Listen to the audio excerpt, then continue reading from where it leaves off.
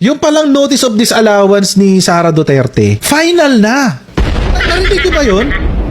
Final na siya. May judgment na. Denied yung appeal ng OVP doon sa 73 million na confidential funds. Diyos ko, denied na pala. Matagal na. Hindi nagsasalita ang COA, hindi nagsasalita ang kung sino-sino. Oo. At hindi pa doon natatapos, guys. 73 million yung denied. Pero merong total, ang total mga kababayan, 375 million na confidential funds noong 2023. Diyos ko, di pa pala tapos. Meron pa.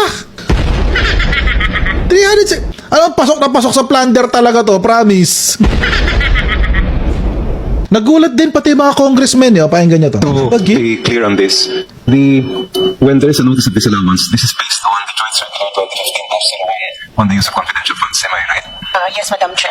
And once a notice of disallowance is issued and then later affirmed on appeal, there now gives rise to an obligation on the part of the persons responsible to restitute the amount.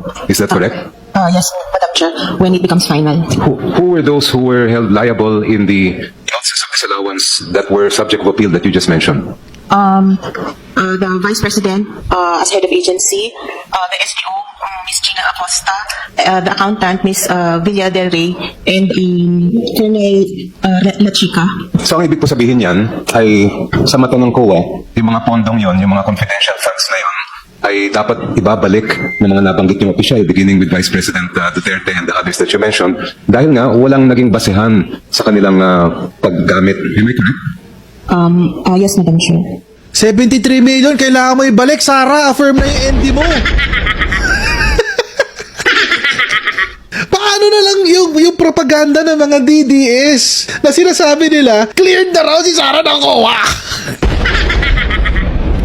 Paano na lang yun? Mga